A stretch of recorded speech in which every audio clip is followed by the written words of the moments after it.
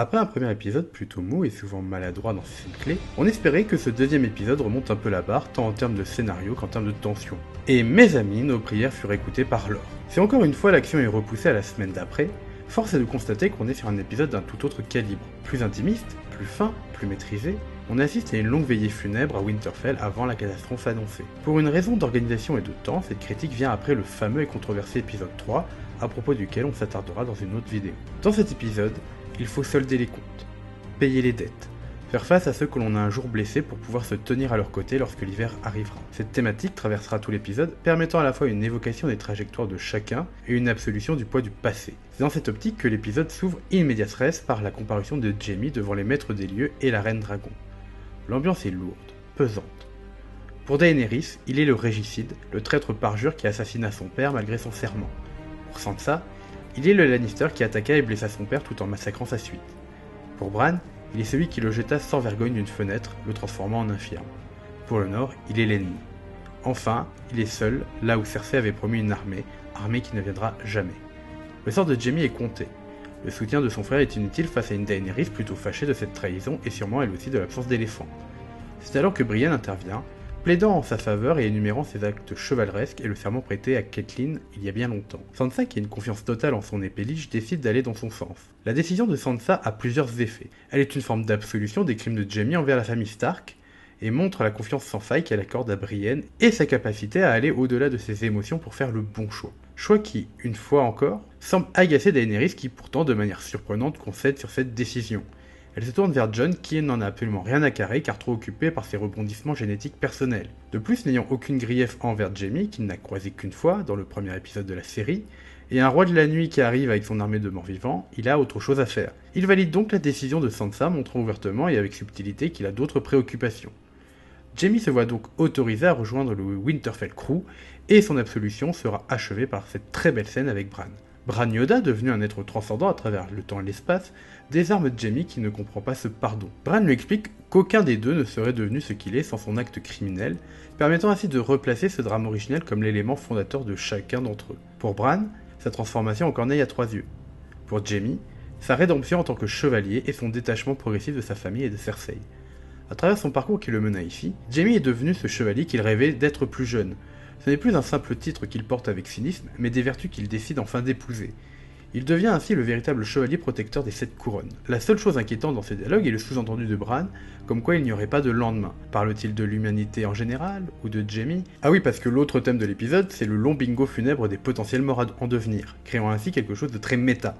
Une grande partie de la tension qu'on aura dans l'épisode 3 réside dans ce qui est mis en place dans cet épisode, chaque spectateur ayant peur pour ses personnages préférés, guettant le moindre sous-entendu ou le moindre indice sur une mort à venir. Mais avant cela, retrouvons donc un Jaime libre de ses mouvements pour de multiples retrouvailles. J'ai déjà parlé de celle avec Bran, celle avec Tyrion permet de rappeler leur complicité, tandis que celle avec Brienne est la plus chargée en émotions contenues. L'humilité et l'admiration de Jaime envers Brienne, qu'il souhaite avoir pour compagne d'armes, est proche d'une véritable déclaration d'amour pour la pucelle de Torse. Mais c'est aussi le premier pas vers sa reconnaissance en tant que guerrière et chevalière. Non pas par Sansa ou même Catelyn il y a longtemps, mais par ses pairs et notamment l'un des plus grands des 7 couronnes. Premier pas vers une consécration tant désirée, cela se conclura lors de la magnifique scène d'adoubement que l'on se garde pour plus tard. L'occasion en attendant d'avoir une suite du flirt entre Arya et Gendry qui se conclura plus tard dans l'épisode. J'avoue ne pas savoir quoi en penser pour l'instant, Arya me semblant avoir quitté les préoccupations des ados normaux depuis longtemps, mais pourquoi pas? De toute façon, depuis la saison 7, les scénaristes ont tendance à parfois verser dans la fanfiction facile concernant les romances entre les personnages. Toujours avec Arya, enfin une bonne scène avec le limier. Là aussi on règle les comptes. Une très belle scène tout en gêne et en retenue, où l'on ressent cette affection complexe de l'un pour l'autre. Et quand Arya demande depuis quand il s'est déjà battu pour quelqu'un d'autre que lui-même, il lui répond la vérité qu'elle savait déjà, qu'elle avait eu du mal à accepter et qu'elle avait besoin d'entendre. I fought for you, didn't I?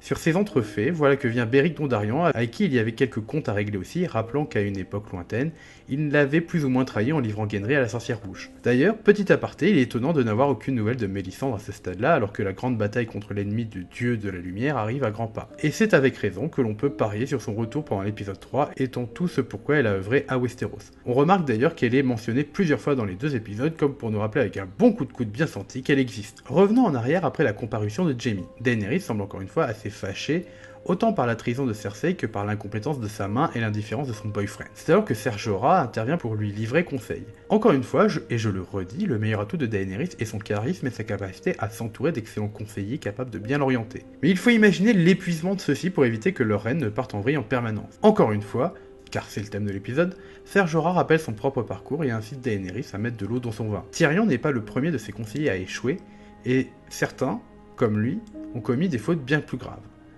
Il lui offre un deuxième conseil pour le prix d'un, conseil dont on ignore la teneur mais qui incite Daenerys à aller faire copine-copine avec sa belle-sœur Revêche, histoire de calmer les tensions. Alors que Sansa est en pleine planification avec Lord Royce, sa royale majesté se présente humblement et en profite pour faire remarquer la confiance de Sansa à son conseiller, et du coup déplorer la qualité des siens. Sansa, sans trop se mouiller, défend tout de même Tyrion, rappelant ses qualités morales et la complexité des rapports familiaux, surtout avec quelqu'un comme Cersei. L'occasion d'une petite pique gratuite sur le fait que Daenerys a, elle aussi, fait confiance à la reine rivale, et que, elle, Sansa, reste la spécialiste en cercéologie. Mais que cela ne tienne, Daenerys passe outre car c'est une réconciliation qu'elle souhaite. Sans vouloir commenter toute la discussion, on remarque à quel point les deux jeunes femmes sont dans une retenue constante dans chacun de leurs mots et de leurs expressions. Si on peut croire à une forme de rapprochement, ce n'est absolument pas le cas.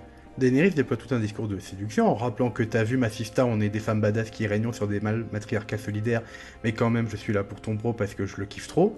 Sansa n'est absolument pas dupe. Déjà parce qu'ayant fréquenté des gens comme Cersei, Olenna, Margaery ou Baelish, elle sait comment se comporter dans ce genre de situation, et Daenerys est un peu une débutante par rapport aux autres. Ensuite, elle n'est ni dupe ni des flatteries, ni de l'argument comme quoi elle est là pour la guerre de Jon. Déjà parce que la guerre de Jon est la guerre de tous les vivants, mais surtout parce que l'on n'enlèvera pas à l'idée de Sansa que les hommes, sous le coup de la passion, ont tendance à faire n'importe quoi. La preuve, Littlefinger, l'homme le plus rusé de Westeros, est tombé à cause de sa passion pour Sansa. Le seul moment de véritable connivence est l'évocation de Drogo, un homme plus grand, mais Sansa n'oublie pas. Qu'adviendra-t-il du Nord? Ne cédant à aucune des avances de la reine, elle lui montre que son premier souci est le destin du Nord si elle parvenait à régner, ne cédant aucun pouce de terrain. À voir comment cette relation finit par se goupiller, mais cela s'annonce mal.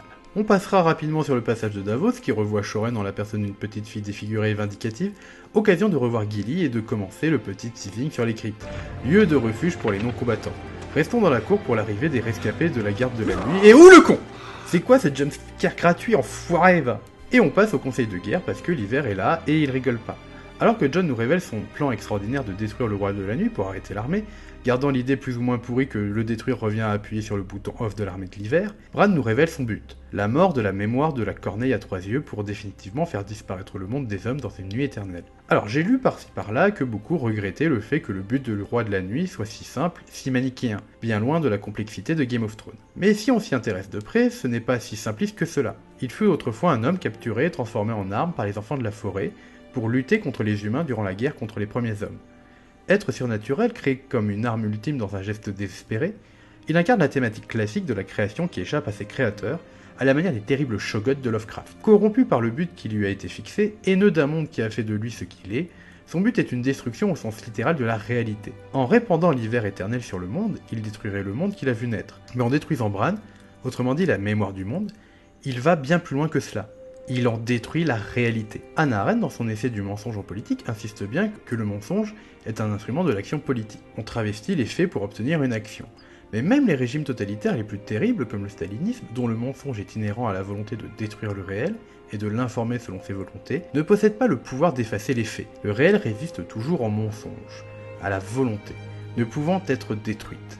Il faudrait une forme d'omnipotence pour parvenir à cette fin. Par exemple, il ne suffit pas d'assassiner Trotsky, l'effacer des livres d'histoire et des sources historiques pour nier son existence. Il faudrait pour cela supprimer tous ses contemporains et exercer une domination totale sur le monde. Or, c'est une chose que peut faire le roi de la nuit, et son but est bien de supprimer le monde tel qu'il est. Il est le héros de la mort en tant que néant absolu. Il ne lui suffit donc pas de détruire ce monde, il faut en effacer toute référence, chose que comprend très bien Sam. Forgetting.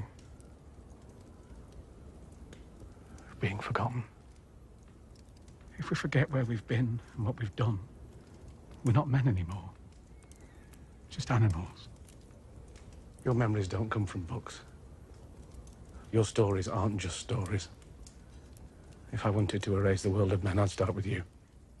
Bran révèle alors que, l'ayant marqué il y a longtemps, le roi de la nuit sait le repérer, donc mettons-le à un endroit comme appât tout en résistant à l'armée des morts vivants, voilà un plan qui a l'air génial. C'est aussi l'occasion pour Daenerys de réaffirmer sa confiance en Tyrion en le mettant en sécurité dans les cryptes. Attention, ça devient un peu évident là. Le même Tyrion qui s'entretient avec Bran pour connaître son histoire. S'ensuit alors une scène toute mignonnette mais sans des vers gris où ils font leur projet pour l'après. Il y en a un qui va tellement mourir. Enfin, je croyais. Et là commence la deuxième partie de l'épisode sur lequel il n'y a pas besoin d'en dire grand chose. Parce que quand c'est bien fait et évident, pas besoin de paraphraser. Les groupes se font pour une dernière veillée, évoquant leur passé et leur trajectoire. Les anciens gardes de la nuit évoquent leurs camarades perdus et leurs serments. Jorah qui nous offre cette scène toute choupie avec sa cousine, Arya et Gendry qui font des galipettes et surtout cette scène, cette putain de scène autour de la cheminée. It's strange, isn't it? Almost everyone here's fought the Starks at one time or another. And here we are in their castle, ready to defend it. Together.